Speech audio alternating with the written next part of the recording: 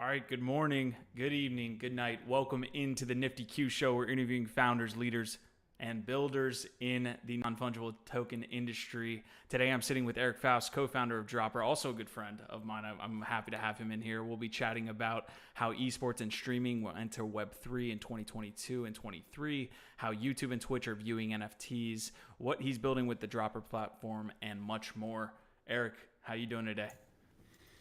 Thanks for the warm welcome, my man. I'm doing well. How about yourself? I'm doing good, man. I told you right before the episode, and I have to tell the viewers out there, like, I'm in a new area. I'm in a new house, like in a new just environment, man. So I've got one single plant here at my new house. If it echoes, y'all just have to deal with it. But it's a good plant, though.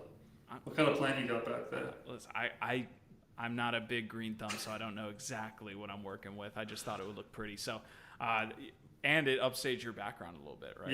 Yeah, I usually have the skyline back here, but the light's funny today. So you're one-upping me for sure. I tried. Guys, if I can squeeze a Lord of the Rings quote out of my man Eric here, I'm going to try today. But we're going to talk about esports and Web3 much more, man. I know you have like a background going back to like 2017 in crypto. So before we get into like your origin, I kind of wanted to touch on similarities you see between 2017-18 markets to what we're experiencing now, which is definitely some type of bear market. But what do you see as far as similarities and maybe not? I think it's just cyclical, right? Like the nature of the beast that we are in right now it's a 4-year cycle. So I was there in 2014. When the first big crash happened and really just Bitcoin back then. 2018, same thing. I remember the day we had like a KYC AML product back then. Worked with a lot of the ICOs, and I remember the day that everybody stopped answering their phones. It was just like Telegram, dead stopped. Nobody was answering their phones for like weeks, months. It was actually pretty funny back then. But I think what we're in is just 2022. It's a 4-year cycle. This seems to be what crypto wants to do. It's a cyclical beast. That's it. I think it's if you just go look at any of the charts, I think you can pattern match pretty easy. The only difference this time is it's a great book. It's called The Fourth Turning. Talks about how when 2020 hit, all sorts of societal things start going sideways. So I think that's the only X factor in this is we live in it's a different time, right? Like this is a bizarre time, and I don't think anybody really knows if things are going to come back in 2025. We'll have like a big super cycle again. I don't know if that's what's going to happen, but that's what my guess is. And essentially, my guess is I think there's a 4-year cycle in crypto. It really likes to have this little repetitious window where it all of a sudden booms, everybody goes crazy, new types of technology emerge, and I think this cycle we saw NFTs really emerge as something that's almost like a proof of concept. Like this last cycle was like the proof of concept for NFTs and how they'll actually function in our digital world. Yeah, it seems a little more tangible than the ICO phase that happened in 2017, where it was like right when that stopped, it never came back. Still hasn't to this day. Maybe we see a reclamation of all those ICO projects, but probably not. But it feels a little bit more tangible. Do you think the cycles get shorter by chance, or do you really like stay firm to this? Like, okay, it's literally probably going to be another year before, not to like throw timelines out there for you, but 2025 is when I'm targeting like the big up. Like that's when, this is not financial advice, but that's when I'm placing my bet. I think we have 2 years of building, and I think you saw this in 2018 too. At the end of 2018. Everybody who was in crypto that really, like I'd say, cared about the industry, all of a sudden went and started to do different things. A lot of people went into NFTs. 2018 was when NFTs really just started to emerge, and all of a sudden everybody thought, this was, Engine, Wax, etc. All of a sudden, all those guys started to really, put their heads down and build, and they had incredible success this last cycle, right? So I think I see stuff like that happened, and then I think we saw this run. For like the proof of concept with NFTs come out. So now we have 2 use cases that have been proven in crypto that you can't really deny now, and that's the idea of tokenization. The idea of having a tokenized company, whether that's you do, I remember when STOs, security token offerings, like going to be the next big thing, but they just haven't been, right? So I think it's just like you saw 2018 was one proof of concept and a crash. People got really excited over what that could mean, and then I think this cycle was NFTs. Same thing happened. Everybody got really excited, but then this is what seems to happen in crypto. Everyone starts copying each other. They're like, oh, we saw, Bored Ape Yacht Club do this. Now everybody's going to have a 10,000, PFP NFT project. And it's like, I think we can get a little more creative. And the same thing happened in 2018, right? It was the exact same thing. Everybody just started literally copying the tokenomics of the next guy and pasting them into their white paper and going just to capitalize on the, the gold rush, so to speak. Yeah, I'm glad that you brought up the fourth turning, and I don't want to stray too far off topic. Like, I really want to hit esports hard, streaming hard. Like, obviously, I have a personal interest, but I think it's going to be a big industry. But I'm interested in your take here on kind of the macro place that we find the world in now. Like, you have this background in philosophy of, if you could, like, TLDR the fourth turning, because I really subscribe to it too. I think the world does work in cycles, and you do a great job of, succinctly breaking it down. So just doing that, and then also kind of where we're at in the world today, how that kind of meshes in. So like a bunch of guys in the 90s wrote this book, The Fourth Turning. Idea is there has been 3 turnings before this. World War II is a good example of the third turning, if you will. The idea is that the millennial generation is like the hero generation. Just like in World War II, there was a generation that was essentially the hero generation. And you see that in our culture. It's really imitated in what's trendy in our pop culture, which is like Marvel, the Avengers, DC, etc. This is what's like culturally relevant at an adult level, which is like superheroes and myth becoming hyper prevalent. All the fourth turning says is that there's cycles in society where when religion goes down, societal unrest goes like out of the park. It's basically like that's the summary of the entire book. So as less religion is in society, the more civil unrest there is, the less the more disorder, but also at the same time, what's happening is institutions that once worked, in the 60s that worked great, they need to be evolved, they need to break down, they need to fail, and that's how order is reborn. So it's like 10 years of chaos. We're in like year 2 of 10. So basically they predicted in 2020 what was going to happen was pandemics were going to come back, there'd be civil war, there'd be a chance for war. Like all this stuff that's happening right now, if you go read this book, it's written in the 90s, you'll be like, this is eerily prophetic, and it's I don't know. To me, it's fascinating. It's one of the only books that I've ever read that's like, this is a really good frame for reality, and it's just a cycle, right? We're just going through a period of unrest where things need to be reorganized and sort of chaotic, and then reborn into a structure that works for everybody. And I think crypto is at the forefront of changing a lot of that institutional layer when it comes to the finances, right? Like Web 1 connected everyone to everyone. Like there's a spider web on the world now, right? Everyone's connected. Web 2 is like e-commerce. We can like sell digital goods and services online. Now Web 3 is like the evolution of currencies. Now currency is coming online, and we're essentially like digitizing the digital world. What I mean by that is essentially we're fractionalizing it so you can own pieces of the digital world. That's metaverses, that's all the stuff we're seeing today. So I just think it's a natural evolution, but it's challenging, right? Like it's not a great time societally. You feel that everywhere, but it's a great time to be part of the generation, especially if you're like in this millennial sect generation. It's like we're labeled in the fourth turning as the hero generation. We're the people that are supposed to fix all the issues. So I think that's like a cry to what you see in pop culture and these ideas.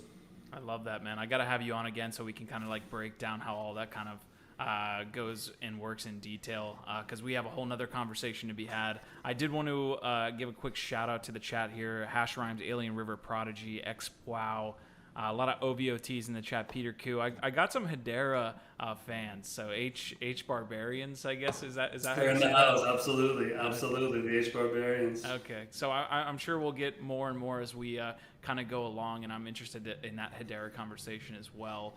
Guys, this is the Nifty Q Show, sitting here with Eric Faust, co-founder of Dropper. If you don't catch us live here on Tuesday, Thursdays around this time, you can find us on Spotify, Apple Podcasts, all that stuff. So, Eric, I want to get into your background previous to finding crypto in 2017-18.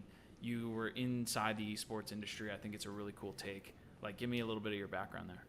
Yeah, so previously to, like, my story goes, I was like a kid in college once upon a time. I basically just played video games too much, and I used to sell like digital characters before like we thought about NFTs. There's a game called Final Fantasy 11, essentially like World of Warcraft, same idea, where you basically build accounts up, you get really rare items, and because it was like so aggressively hard to get these rare items, you could sell these things online. So that's one piece of what I was doing, was kind of playing these MMOs once upon a time. And then at the same time, what I was doing is competing on like these platforms like game battles, etc. So these are my college days, and game battles were like these platforms where, like, I was a teenager, I was playing SOCOM 2 matches, I was recording them on VHS and mailing the tape in so somebody could verify the score. Like, that's a real story of what you do to get like verified stats in competitive esports once upon a time. The SOCOM 2 reference is great. I love that game. I haven't thought about SOCOM in forever, but they made a fantastic game there. They did. That was an incredible game. And then it was, Rainbow Six came out on Xbox, and Xbox Live came out, and all that stuff. And all of a sudden, it was FPS competitive matchmaking just came online. There's this thing called Game Battles. I was part of like a clan. I think it was called Taking Lives TL or something.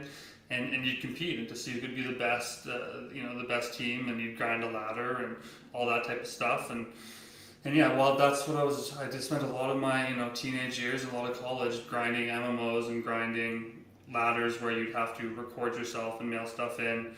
If there was like a dispute in the match, you'd literally have to mail the match in so people could watch on the other side and verify the score. So that's how I got started in esports once upon a time. Yeah, I want to ask a quick question here. When you made that transaction for like an item in the game, or you said you were like doing sales like that, how did that go? Was that like a credit card? It was like the sketchiest thing ever. It was like literally the sketchiest thing. When people get ripped off constantly, it was a black market, right? So you'd be like, give me the login credentials so I can verify your character, and then you'd log in, and you'd hope the person paid you, basically. So it was like this weird trust transaction. And then what happened was, a bunch of middlemen got involved, so you'd send the login credentials to the middlemen, they'd secure the account, they'd take the payment, and then they'd release both to each party, and you do that like with PayPal and stuff like that. Yeah, I think my dad still remembers like getting calls from like PayPal being like, do you want to accept this $2,000 transaction from Southeast Asia? It's like, what? Eric, what are you doing? Yeah. So you sell these things for like seriously, like 5, 10, 20K if you had like a super rare item. Like, this was the old school hardcore grindy MMOs where like that character that you're selling for 10 or 20K, like that's 5,000 hours, 10,000 hours of time put into it, right? And people would want to recoup that. They'd want to make their money back on that asset that they put so much time into. And so then you got involved in the gaming industry like professionally. How did that all work out? So like I didn't play too much pro. I played basically like what was called like online pro. I never got to the point where I'd like actually go to LAN events or anything like that. But we play on these platforms like game battles, where basically what you're trying to do is get like become a top ranked team in the world. So I was like a part of some top ranked teams in like Rainbow Six once upon a time. Before Rainbow Six Vegas, I think it was called the Rainbow Six just before that. So I've always been like a digital gamer. I've never been big on like the whole LAN side of things. I love the idea, like, the fast connection, etc. I think it makes a lot of sense. But like from my perspective, it's like I just seemed to make more sense just to play from my couch, and I could compete with like some of the best players in the world, and that was fun. Yeah, I guess I kind of threw you off there. I wish I was a professional gamer as well. That would be an amazing profession. But as far as your work experience, your business experience working in esports, using that to kind of frame like where the esports is now. Like, I'm a big fan of 100 Thieves. I see that they're getting involved in like different games, Valorant, League of Legends, all these things. But like, I don't really have knowledge, and I don't know if that many people have knowledge behind the scenes of like where. Yeah, absolutely. Absolutely. So the biggest secret in esports is nobody makes any money, right? Unless you have like a professional league team, like you are really struggling to monetize your players. You're paying quite a bit for your players, but at the end of the day, it's like, where's the revenue really coming from? It's coming from sponsorships, right? And sponsors constantly rotate and shift. It's coming from tournaments and COVID like nuked the esports industry. So esports was raising like hundreds of millions of capital right pre COVID. COVID hit, it killed the land space, and sort of like how do I know all this stuff? So we worked during COVID. We basically started hosting a whole bunch of professional esports tournaments with all the biggest esports organizations in the world and all across the world. TSM, Alliance, NRG, like you name it, they competed in our digital, events essentially. And that's what we're trying to do. It's like, oh sweet, COVID's here, now it's time to this whole thing's going to start to shift digital, and we have really seen a massive shift digital. But the whole point is, when COVID hit, it really hurt a lot of esports teams. You've seen, tons of esports teams fold.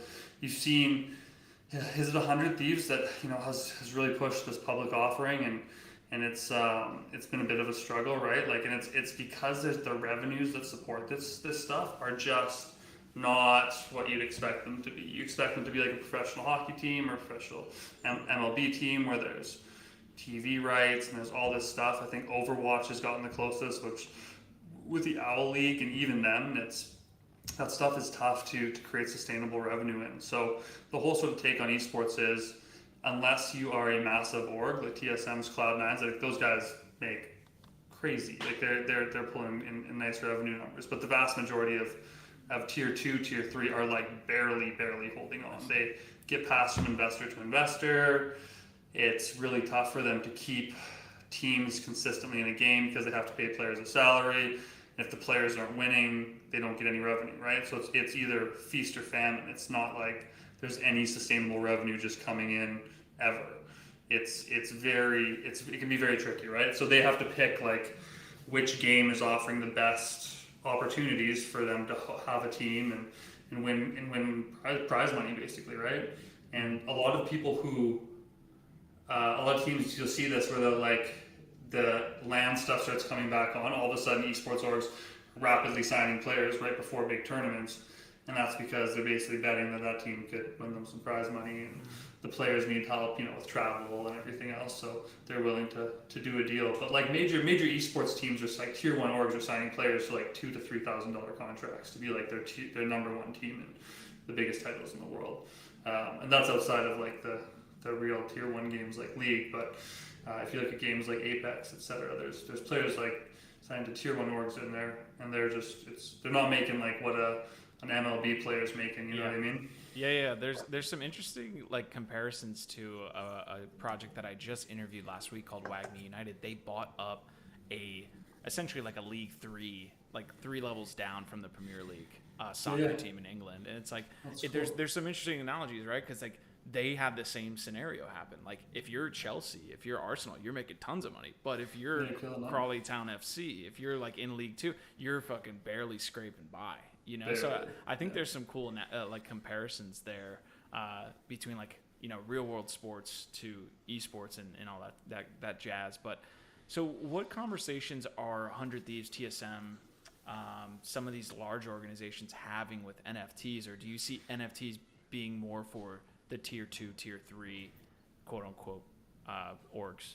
There's two things I'm seeing, and one's not NFT related, but in Apex Legends, they just hosted the ALGS Championship, which was a LAN event, and in that LAN event, 100 Thieves was playing, TSM, Cloud9, and what you could do actually in the game of Apex Legends is you could go and buy a banner. So you could go buy a TSM's banner or Cloud9's banner. I think they had 5 teams' banners you could buy. So that's what tier 1 orgs get to do. They get to put their AAA IP in a AAA game, probably get a revenue split, I'm guessing. I don't know if that's what they're getting or if they're just doing it because it's cool branding. But that's how I see those guys interacting with AAA games, right? I think what are they thinking about? They're thinking about how do we make money, right? That's at the end of the day.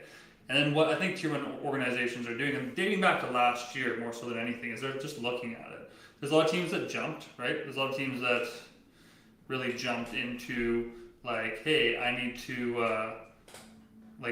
I want to get into this NFT space, and some teams jump, but they're just nobody really had a killer use case. I think there's one team that sold out that did a loot box thing and they did really well. But other than that, I just haven't seen there's no NBA Top Shot for esports or gaming, etc. Right? And it's because frankly it's not they don't care as much about historical clips as, you know, NBA fans might, or, you know, UFC fans, etc. Why is that? Like, wouldn't it be really Well, I can't cool to hear you. have? Oh, I'm sorry. Why is that? Why, like, I feel like it would be really cool to own a moment from like that kid that won $1 million playing Fortnite. Yeah, Like, yeah. Like, why don't people like historical gaming clips? That's I think what we did this launch. We launched with we had something similar to like NBA Top Shot. We wanted to do something very similar to this. We launched with clicks. We released a bunch of NFTs. Frankly, the gaming industry just doesn't like NFTs. It'll be the first thing that I think everybody should understand is like there is first they ignore you, then they fight you. We're at the then they fight you stage. We released a bunch of NFTs. Like they were the biggest concern, interestingly enough, that were a bunch of historical clips of clicks. Essentially, was the environmental impact of Polygon and Ethereum. That's what gamers cared about. That was like the big concern about what they were trying to figure out. So from our perspective, it was really just saying, whoa, okay, like, you know, people in gaming care about different things. I always thought it was interesting that the biggest consumers of energy would be the biggest environmental, be the most environmentally concerned. Not to say that I don't think we should be concerned about the environment. I just thought that was like a interesting crossover, like gamers like sitting on these like high-powered gaming rigs hammering them all day. It's like, man, like the same thing a Bitcoin miner runs on, right? And if you're worried about the environment, it's the same thing. So I think it's an interesting argument, but I do think they come from the right place, and it's the right thing to do overall. So I think that was one big factor. Is like, frankly, they just don't like it. That was the first piece. The second was the environmental piece, and third, like onboarding a gamer who's used to like a Fortnite or simple UI into like a Polygon wallet where you have to have Matic and ETH or USDC in order to make a purchase. That was confusing for them. Yeah. That was a little bit too much. Yeah, we see this meshing of like larger platforms, or I guess like the opposite. So let me talk about Polygon hiring YouTube Gaming, the head of YouTube Gaming over there. Want to get your take there, but I also want to get your take on, you know, how Twitch and how YouTube are viewing NFTs as well, and like Web3, right? We kind of got the esports take, but like, what are they talking about behind the scenes, essentially, you think? So I think Twitch and YouTube just can't think about it. They're too big. That like this technology has come along with like a lot of big esport orgs. Like they're so big that they can't be early movers. They can't be like big adopters early on of NFTs, right?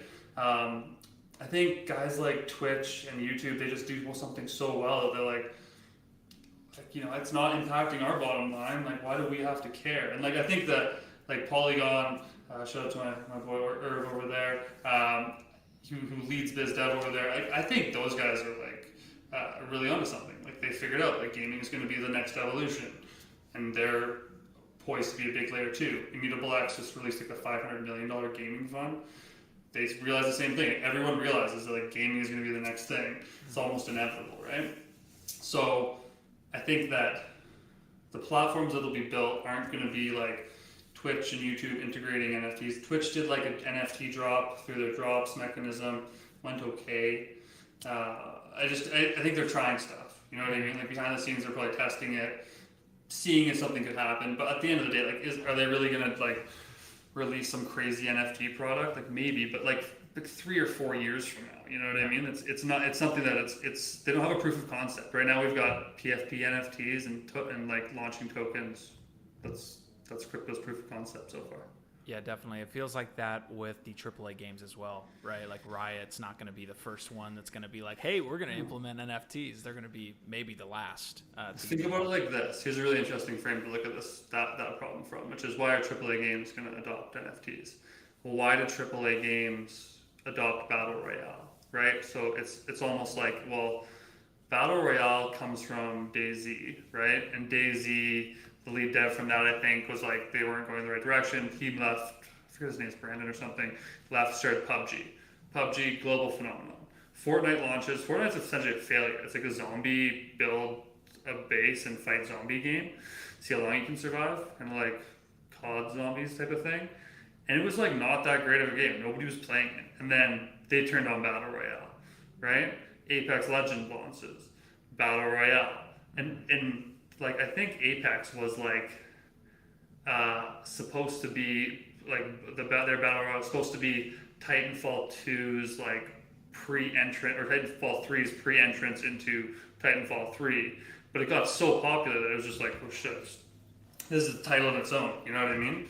So what we saw was an indie developer figure out a new model, then they carved that model into a more successful model, and then all the biggest developers and publishers in the world jumped on immediately thereafter. So I think it's the same thing's happening here. Like nothing's going to change until there's a stable model. And right now we have PFP NFTs. Like we launched, I think that another good story is we launched in-game NFTs at TwitchCon EU. We got kicked out at TwitchCon EU. It's a whole other story.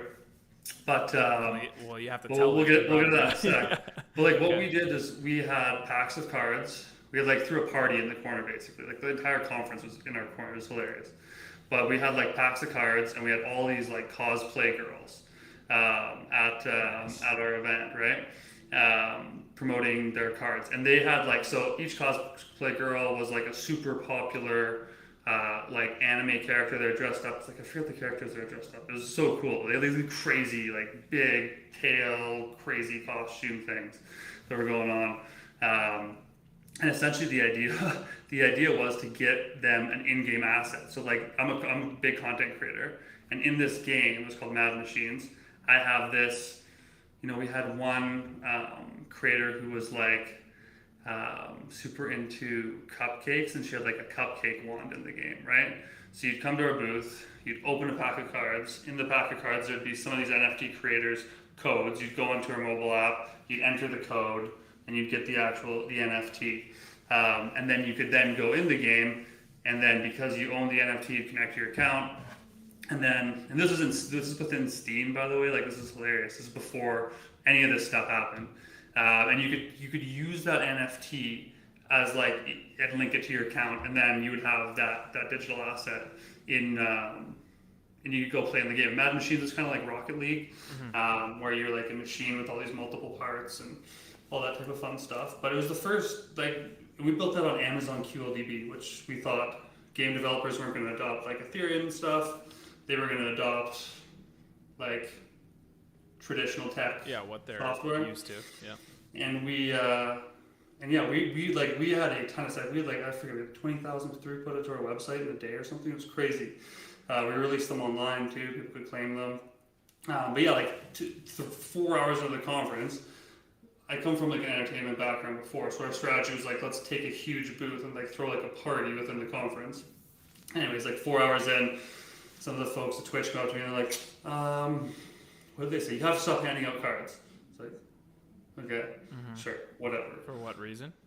They just said you have to send, it comes from the top. That's what these people kept saying. It comes from the top, it comes from the top. And then it was like 2 hours later, like, okay, the cosplay girls have to go home. I was like, what? Like, what? We flew from, like, we're in Berlin. Like, we flew from, like, North America to come here. We're 4 hours into this thing. And they're like, yeah, but you blah, blah, blah, blah. I got to the point where they was like, yeah, you have to shut everything down. I was like, are you serious? Like, it was, and then the worst part of this was there was a talk on diversity right after all this. So they, like, kicked us out of their conference. And then it was like, oh, then we're gonna have a talk on diversity. It was like the most random thing. The reasoning being that you're there trying to show like the implementation of NFTs into gaming. Like, what's the? I don't know. We still, like, to this day, I asked it why. They're like, well, like, we don't want cosplay girls at our event, and it's like, you guys have a lineup that has like a cosplay booth lineup. Yeah. Like to like come in as like a cosplayer. It's gaming. And it was bizarre. It was, I don't know what it was, but it was It was weird. Like, it was the weirdest thing ever. But it's a fun story. We ended amicably with all that type of fun stuff. But I still never forget launching the first NFT launch at a AAA gaming conference. We got kicked out. Yeah, so you're doing all these things as like a founder, as an innovator, kind of like an entrepreneur, right? Of trying to bring NFTs into gaming. So now we're at Dropper, right? Like, yeah. So 2019 to now is essentially, 2019 was when we started launching in-game NFTs. Before anybody really knew what an NFT was to now, which is Dropper. Yeah, so tell me a little bit about founding essentially the company and what you guys are looking to provide. I know there's like a suite of different things you guys are looking to provide. You got a marketplace, you got a launch pad, some developer tools as well. So let's talk about kind of founding Dropper and see where that goes. Yeah, absolutely. So Dropper, the idea was initially to say we wanted to basically do an NBA Top Shot. Dropper was really born out of 2021 out of our, I think it's sister company Realm, where it was basically like we had a whole bunch of streamers and creators and esports orgs coming to us and like, what do we do with NFTs? And we're like, well, let's mimic the NBA Top Shot model and see what happens. Mimicked it really quickly, realized like this isn't a fit. And then the reason it wasn't a fit was because this environmental slant that gamers have that I mentioned before. It was like the biggest point of contention. It's like we are destroying the environment by minting NFTs. That seems like the lowest hanging. That is basically like, I don't like NFTs. What's the lowest hanging fruit? Here's my excuse. It was bizarre. And like, so like the first company I ever started in my life was a solar panel company. So I'm like pretty pro like renewable energy in the environment. I just thought it was an interesting take that there's a whole bunch of these guys that were like really against it. It's like, okay, I just didn't see it. So that was the first piece. It's like the environmental piece. So I think that matters. I think it does matter. Like it's becoming more prevalent and prevalent. You see like Texas running out of energy and shit. Like there's obviously like we need to like there's a better way, guys. And it's like fair enough. The other piece was like using these layer 2 wallets with like multiple cryptocurrencies was just like not a thing. Like it's too difficult, right? The vast majority of people, like 20-year-old gaming fan, like doesn't really want to set up MetaMask, figure out how to put Polygon in there, figure out how to bridge cryptocurrency just to make a purchase. So like, can I just buy the thing, right? I think that's what Dapper Labs and the guys at Top Shot that are figured out is like, we just need to make it simple to buy, number one, right? We basically what happened with Dropper was since 2019, we've been trying to say, how do we work with AAA developers bridging in-game assets? Like it's just the idea of like going back to like my origin Final Fantasy story, which is like, I think gamers are investing way too much. No, I don't think they're investing way too much time. I think they're investing a substantial amount of time. And your time is valuable and you should be able to monetize your time. I don't think it's too crazy thinking that we should monetize your time if you're doing something in the digital world that's valuable. It's the same thing as like in the physical world. If you're doing something that's valuable, there's a cost associated with it, right? So I think our strategy has been how do we get AAA gaming into the Web3 space? We've been at that for a long time. How do we figure out how to do that? Like, what's the model? Going back to that Battle Royale story, what's the model that is going to bring AAA gaming into Web3? And then, what is the right chain to do it on? Because we've tried Solana, Polygon, ETH, like we've tried everything, and it's just a little clunky. It's just like Solana's the closest. Like what Fractal is doing, I think, is super compelling in the gaming space, but it's all blockchain ground up companies. I think every industry is an evolution. It's a transition. It's not a change. And what we're trying to say is how do we build the infrastructure and how to figure out what the models are with these blockchain games, with some of these esports streamers, type of teams, etc., to like say like how do we actually bring these people into Web3 in a meaningful way?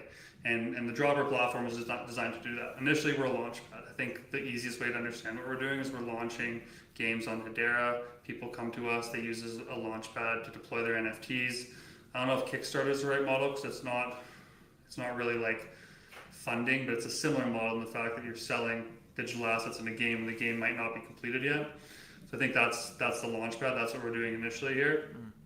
Shortly thereafter, essentially like right after, we're going to be releasing the marketplace with it, so you can buy, sell, trade all those digital assets within a closed loop environment. So you don't have to go to an exchange where there's thousands of different PFPs and all this other stuff, art, etc. It's just going to be a closed loop to gaming. All our assets are going to be able to be listed on other NFT platforms with Hedera. It's Hash Access, Zeus Market, etc. But on our platform, you just find essentially gaming specific NFTs.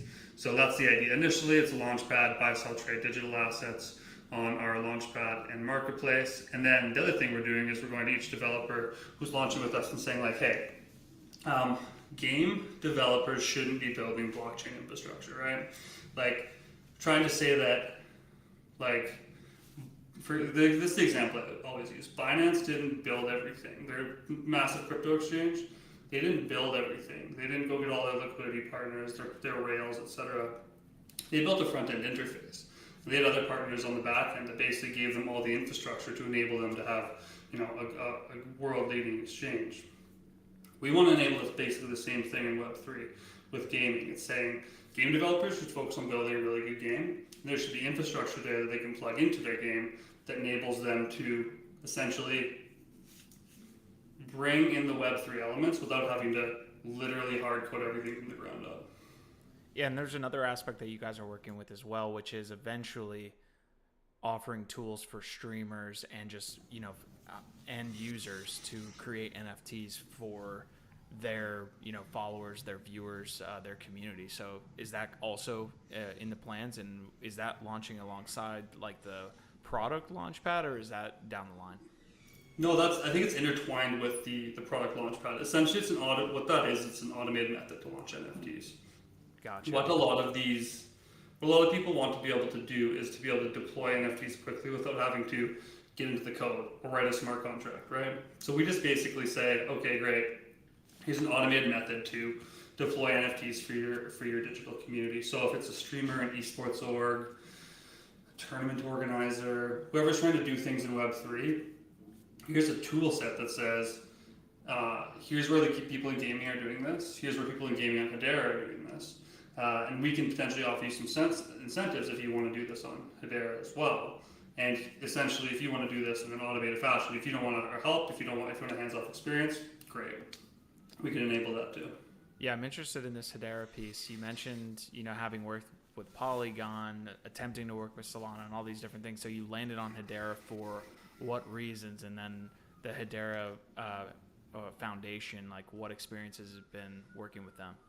Yeah, no, good questions. I think I'll lead off with the whole reason why we chose Hedera was transaction speed and this environmental piece. Hedera is essentially a carbon neutral chain. So the whole argument that people can come at us with, it's like, you're not environmentally friendly, it's like, it's over. We don't need to do that anymore. So that's step one. Step one was, we got so much hate from that first launch. It was like, we need to basically take a step back from that. Step two is, the Hedera Foundation, they're fantastic. Essentially, Hedera has Waka Capital that they're using to incentivize people to launch on their platform, and they do this through a bunch of different funds, etc.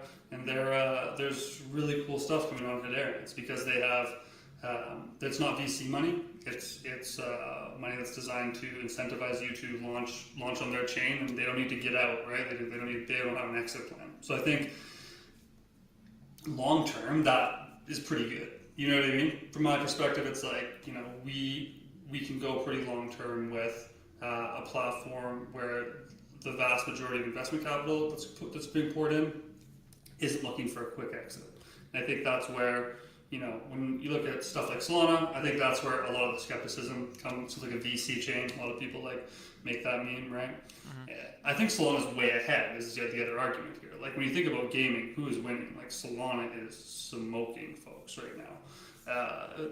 Whether it's Polygon, Immutable X, ETH, those chains, Hedera, Solana is like way far ahead. They have a ton of really, really killer products on chain, right? So from our perspective, Hedera is playing a bit of catch up, especially in the gaming space, and a lot of what we're here to do is try to lead the change in making that happen. Yeah, I'm interested in this competition between like all of the different gaming, things that are happening on these different chains. Of course, like the pie is super small at this point. As the pie grows, everyone's gonna have success. But your thought process when working with Hedera, I guess you guys are providing the tools and that might be something that maybe Fractal's already doing on Solana. So is that kind of another reason, or?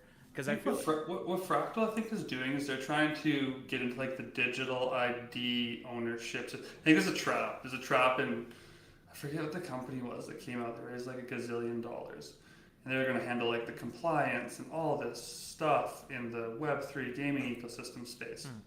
I haven't heard from them. I just forget what they're called, but I haven't heard from them in so long. But I thought they were going to lead the way in all this. Yeah. 2020 or something. I'll have to look that up, and I'll throw it to you for the show link. But what Fractal's doing is basically trying to say, how do we make it super, super easy for people to buy NFTs on our launchpad? Like, we're gonna launch a wallet with social sign-on. There's a wallet called Venly. It already does that. I think everyone realizes when they get in the digital infrastructure game that everything starts at the wallet.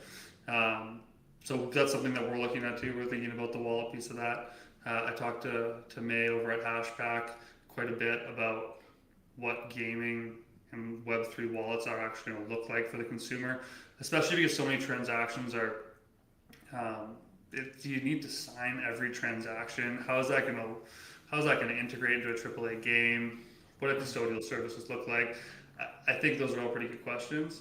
And I think what Fractal's doing is just saying, like, how do we get people onto this platform as quickly as they can, playing the games as quickly as they can, without having to remember a seed phrase and just letting them, buy stuff with a credit card. Like, they're just trying to lower the barrier to entry, which is the right move. And that's why, if you look at Fractal right now, that platform is like smoking. EV.io, awesome. all those projects are looking, fantastic.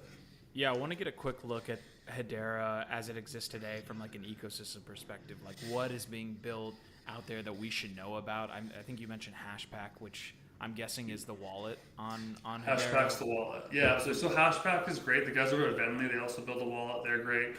Yeah, May from Hashpack, that team is really fantastic, and they're thinking a lot about what the future of gaming looks like, how to simply create wallets, all that type of fun stuff. I think that everyone's trying to figure out how to lower the barrier to entry. So from an ecosystem perspective, there's Blade, there's Hashpack, there's Venly on the wallet front. I think those are the leaders here. Hashpack's probably very similar to like MetaMask or Phantom. I think it's probably leading the way from that perspective. Venly's like the lowers the barrier to entry. You sign up with Google, stuff like that, create a pin rather than seed phrase, etc., which is good. And then like in the marketplace stuff, I like the Hash Access guys quite a bit. I spoke with a panel at NFT at NYC with Dante from their team and Alex from the HBAR Foundation. That was a blast. And what else is really? Zeus Market is on the marketplace side as well. Those two are kind of like the leaders in this space.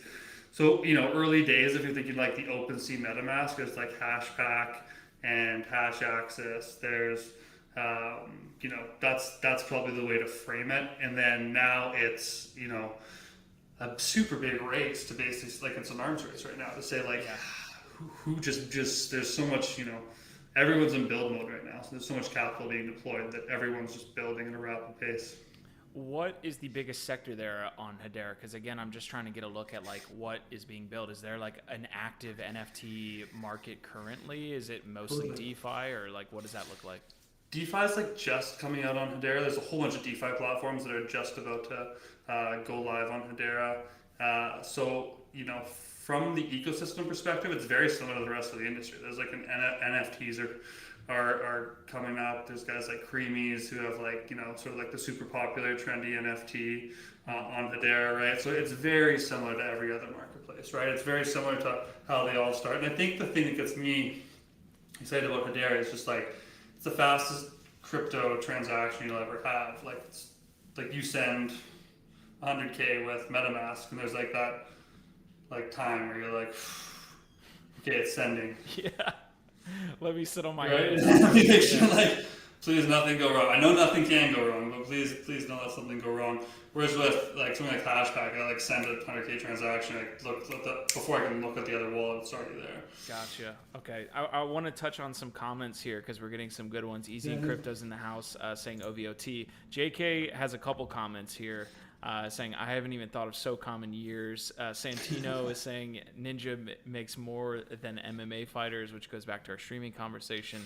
And then JK is also saying Lithios is the first AAA gaming studio that will work with Hedera, launching Ashfall. Saucer Swap is on Hedera as well with DeFi. So great comments there. If you guys have any questions for Eric, we're going to run for another like 10 to 15 minutes. Want to get a couple more questions here. Kind of, I guess, like sidebar question being, what do you think about the gaming ecosystems? Like, I guess apps that have come out so far, right? Like the games that have come out so far, Axie Infinity being like probably the biggest that, was in that first generation. Biggest Ponzi scheme. Yeah, and there's a hot take right there. I mean, no, I say that in jest. It's like I think there's a whole bunch of other factors that came in with Axie. Axie's like the leader, man. Axie changed the game for everybody. Axie brought play to earn to the forefront of everyone's imagination, right? I think it's like that's incredible. Like the idea of almost like Pokemon's like type of battles with assets that you can breed. I think it's super cool. So the gaming environment, like what do I play? I play Zed.Run. I think that the horse racing game is quite a bit of fun. I think that idea makes a lot of sense to me. But it's all these breeding characteristics, right? So that's interesting. On like the FPS side, I think EV.io over that Fractal launched, the #1 trending game on Fractal. I mean, like I cashed out. I rarely ever played, but I cashed my in-game currency out for like $100 in Solana the other day. So I just played a bunch of matches, and like most of the time you're like mashing random people, and every time you get a kill in the game, you get some currency, and then you can swap that currency from this kind of like random currency into cash. So those are some of the models that like I see that are cool. That's what interests me. That's what I'm playing around with. Yeah, do you have any other games that you're looking at for like the second generation? Because they're really, going back to our earlier conversation, it feels like what you were saying was like big AAA, whether it be studios or big ass streaming platforms, they're not going to adopt this shit till we actually have a good game, right? Like that's what you said with or a good model. I don't know if it's a good game. It's a good model. Like Battle Royale is just a different way to play a shooter. You know what I mean? It's the same thing, shooting players on a map. So it's a model. So I say the models that we have right now, and I think Lithos, Michael, the guys over there, like shout out to them. We had a Twitter space about a week ago together, and yeah, like the idea initially of Web3 is just like everything that we do in this crypto space is like super cash grabby, super Ponzi-nomics. You know what I mean? And those aren't sustainable models, as we've learned from the EOSs of 2018. All right. Did you have to say EOS? No, I was in the Caymans, and those guys were raising like $1 billion or $5 billion. Just insanity, right? You probably have to. I think they're still hiding in the top. Just like another funny story. Shout out to you guys, scammers for sure. Yeah. But I think the long and the short is with AAA games is like you see studios like Lithos with like Michael coming on board. Those are big execs coming from Sony to build in Web3. I think they're early, they're learning, they're trying to figure it out too. They'll be the first to admit that.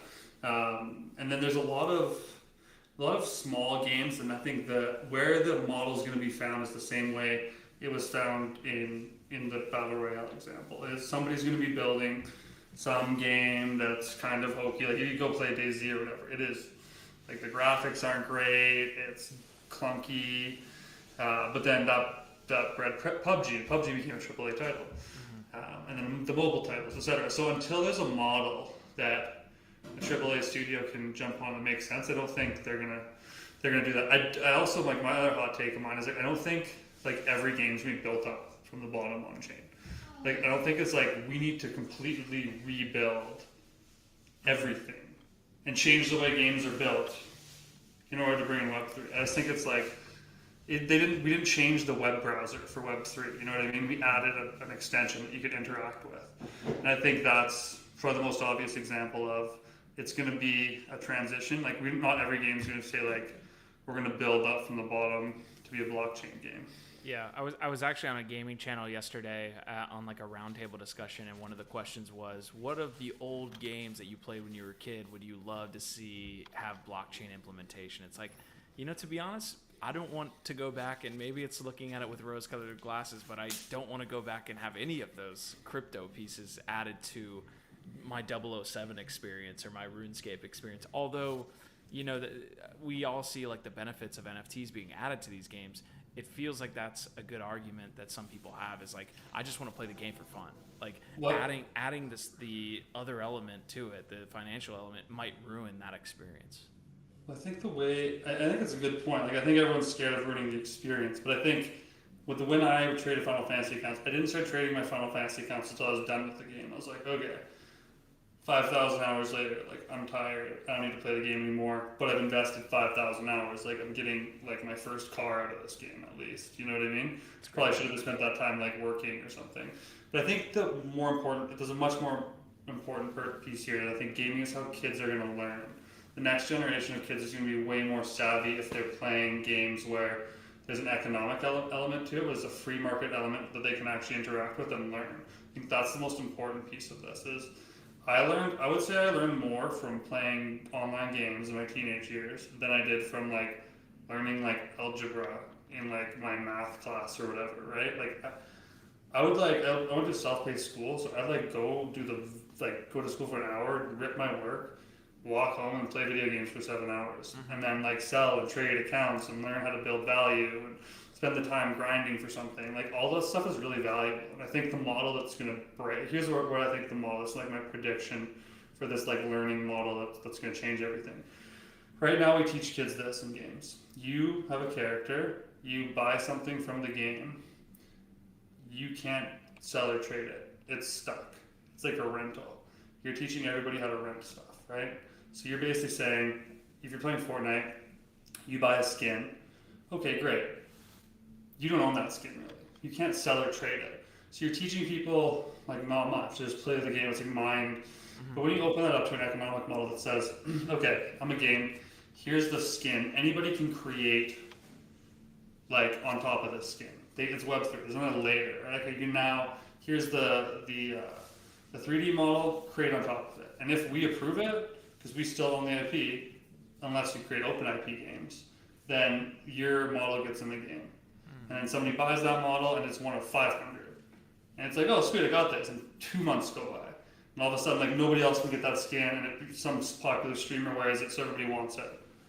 Now you're like, oh, shit, I can sell this thing. And it teaches you the idea of value. And I think that's really important. I think that the economic model that's going to change is we go from, like, a closed economic system where you buy stuff, you rent it, basically, to one where you just open it up. I think it's very reasonable. It's also like the game that Epic is fighting in the App Store right now, right? Epic Games is fighting like this big App Store war because the App Store is closed. You can't create a different payment system within the App Store. And they hate that. So like, man, I'm taking like 40 points of mine off every transaction, right? So like, I think the same thing is going to go from all the way down to the player that says, and I think this goes back to the fourth turning, some of these ideas, like the structures are going to break down, they're going to change, and the models, a new model is going to emerge. And I think the idea of the digital world is it's infinite, right? Like what's the opportunity in an infinite digital world where you can create an infinite number of digital assets where some have value and some will have none. And you can learn the idea of value within that digital world when you're running around in whatever the next Fortnite or Apex is. Yeah, I remember talking with Yatsu from Animoca Brands, and he put it really succinctly that the market for cars, because people can own cars, the market and services for cars is actually larger than the market for cars itself. Like car washes, oil, like baby seats for cars, like all I'm of these hiring things some guy to like come and fix my rims, like paint that thing. My girl can't park properly in the parallel parks and grinds the rims every now and then. So I gotta get someone to come. You know what I mean? Like it's just little stuff like that. Like how cool would that be? You know, there's games where you have to repair the equipment when you go on a raid and you die or whatever. Your equipment takes it. Like how cool to be, instead of like taking it to an NPC, it's like, yes, give me some money. You take it to somebody who's actually like, for some reason, that's what they do in the game. Yeah. Or they own the NPC that does that, and they make the monetary gain from that. I just think those are cool models. It's like such an interest. I think it's going to add like such a cool element for gamers and unlock so much capital. Like it's like an infinite digital world. Infinite. Yeah. Right? Infinite. Yeah. So like the physical world's constrained. It's finite. The digital world is like, it's not. Yeah. I mean, we're not going to have the metaverse discussion today because we're at 57 minutes right now, so I don't want to go too far. But DROPP Token, I do want to get some talk about that as it's related to utility, launch date, and like how it works, obviously, in your ecosystem. Yeah, absolutely. So we're targeting our TGE for later this year. We don't have like a month pegged. We're going to try to do it like in Q2 of this year, but we had like obviously the sky fell, which which didn't bode well for us. The function of DROPP Token at the end of the day is more of a method. So there's a few different utilities to it. Number one is we want people to be able to stake DROPP Token to basically get perks from the NFT drops that are coming. Maybe that's getting on a whitelist, right? But the main point of staking is to get access to our liquidity pool, right? So that's the number one point. We take transaction fees on every drop, and we take royalties, etc. We take a portion of those, buy back DROPP Token, and we either burn or we release it back into the liquidity pool. The idea is we want a staking model that, as time goes on, we can incentivize creators to come to our platform. So when they launch an NFT collection with us, they can earn DROPP Token. The fans who want to stake to that NFT drop can basically stake to that NFT drop and earn DROPP Token based on the success. So if they sell 10K, they sell out, there'll be a big liquidity reward. If they sell 1,000, it's obviously going to be less. So I think we want to basically create a method for people who want to get in early to basically be able to stake, to get access, to be able to get in early. We want them to be able to feel like they're participants in the actual ecosystem. And then eventually we want people to be able to pay for their drop in DROPP Tokens. We'll use it as a bit of a settlement layer. But early on, it's really going to be about liquidity pool distribution. We've got 3 years of basically distributing out our liquidity pool. And how we're going to do that is by, instead of staking to like one major pool, and this is lazy staking, you have to stake to each different individual NFT drop, and both the creators and the people staking to that pool will get rewarded based on the success of that project. So as far as the creators that you mentioned there, like what are you looking for in potential creators? Do you have some already lined up that you're ready to announce, and what does that look like? Totally. We're not like we'll probably announce our first game that's launching with us next week. We have a whole host of creators who will be launching with us, but they're actually launching some pretty cool NFT programs, and sort of like in the mid to final stages of ironing out what those are going to look like. So essentially, what we're looking for is creators who are launching games, have an esports organization, are a streamer. They're looking to do stuff in Web3. They want to use our Launchpad as a place where they can pilot and experiment with some of these different things. So essentially, that's it. So at this time, we should come do. We were doing this a week later because we could announce what we were doing. But yeah, the strategy initially is going to be to release a whole bunch of blockchain games. Basically, see what model we can figure out, what infrastructure do they need to basically be able to deploy and launch. Not just a bunch of NFTs, but actually the infrastructure within their game, so that people can get money in, money out, all that type of fun stuff, liquidity pool access, all that type of stuff. The financial infrastructure the games are going to need, and then for everything else, it's just saying we want to bring gaming culture on our platform. We want to say, there is a culture in gaming, and we need to experiment a bunch to discover what the models are. And that's what we've been doing for the better course of 3 years, is experimenting in different models, in-game assets linked to content creators' likeness, clips from streamers, etc. We're just basically trying to go off and figure out what is the model that's going to work, and how we're going to do that is a lot of trial and error. I think that's the best way to think about what we're doing. Yeah, fantastic breakdown there. I'm going to hit one last piece here, guys, with the chat. So if you have any more questions for Eric, drop them in. Money Match Gaming say, what blockchain are you working with? I came late, so they're working with Hedera Hashgraph. Is there any other information related to Dropper that you want to kind of lay out here? If you want to drop the links as well, you can. But yeah, anything we might have missed before we hop out? Yeah, with regards to DROPP Token, I always do it in justice. We have a really slick tokenomics structure for it, and it's worth doing a deeper dive. And you can go to whitepaper.dropper.gg to go on and learn a little bit more about that. It's also a really fantastic idea if you're interested to learn more about our project, just to follow us on Twitter. We're Dropper NFT on Twitter. We do lots. We have an AMA coming up tomorrow where a lot of what I'm doing is just going through community questions. So if you have any more questions for me, find us on Twitter or go to our Discord. There's a section in our Discord where you can put any other questions you might have, and we'll be answering those tomorrow. Awesome, man. Guys, we are about to get out of here. If you missed the conversation, you can rewatch here. You can also find this conversation on Spotify afterwards as well. Give it like 2 to 3 hours. I am moving, like I said earlier in the episode, so it might take me a little bit extra time. But Eric, this has been a great conversation, man. Do you have any other thoughts as it's related to maybe just like the broad industry? I know we covered a lot here in the conversation, asked you a ton of questions. So any last thoughts on where we're headed or any thoughts? I think crypto is going mainstream, right? Like the coolest thing that's happening right now is crypto is literally going mainstream. Like 2018, not mainstream. 2022, I think 1.5 million OpenSea wallets, right? And you saw the economic boom. Imagine what it's going to be like when there's 100 million or 200 million. Like we're set for a crazy like roaring 20s like explosion here as we head into it's kind of like 2024, 2025 type of environment. I think we're heading towards something that should be super exciting. And even if we're not, I think it's a great time to build. Like worst case scenario, it's still a killer time to build. There's still tons of capital in the markets, and on top of that, there's still huge contingent of crypto who's super passionate about trying to figure out those people who are building that next cool model. So I think, from my perspective, it's a really exciting time. I think the people, if you made the mistake of getting out in 2014, if you made the mistake of getting out in 2018, there's another people making the mistake of getting out in 2022. It's just time to dig in and like accumulate as much as you possibly can, wherever, in whatever world that makes sense, the token world, the NFT world, which I guess are also tokens. But the whole idea is just it's a great time to accumulate. Everybody wants to just play when the market's hot, but like now is the time where where people really set themselves up for when things get hot. So you just want to be one of those people that's just setting yourself up for when things go crazy again. And then you're not hearing about it towards the end. You're watching it as it just begins. It's always hard to zoom out to a time frame like you were mentioning earlier of like 2024. Really, it's only a year and a half away, folks. So that is something to keep in mind.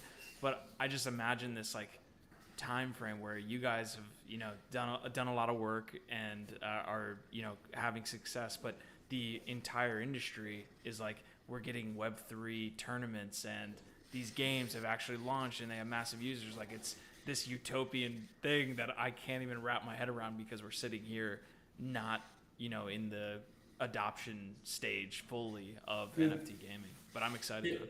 Yeah, it feels like the calm before the storm. That's the way I'd frame it. It's so many people got burned on NFTs, so many PFP projects, like so much stuff that just was proof of concept stuff that needed to get fleshed out. Mm-hmm. That's done. I think now's the time where opportunity begins. And if you're an opportunist, like it's like this old like Elon Musk trope, which like I'd rather be optimistic and wrong than pessimistic and right. You know what I mean? Mm-hmm. So like if you're optimistic, you just take the risk of being optimistic, then crypto's gonna, continue to eat everything. The coolest data point that I have that I'll leave everybody with is cryptocurrency is growing faster than the internet grew. So the internet is ubiquitous. We're literally having this conversation on the internet. The internet is ubiquitous with our life. I think crypto is the next evolution of that. It's just going to continue to be more and more ubiquitous with our life. I will leave it with that, guys. This was Eric Faust, co-founder of Dropper. This was a great conversation on Web3 esports gaming, being optimistic for the future. So I'm excited to see where you guys land, man. This has been a great convo, so appreciate you again. Thanks, Phil. Talk to you soon, my man. All right. Later, y'all.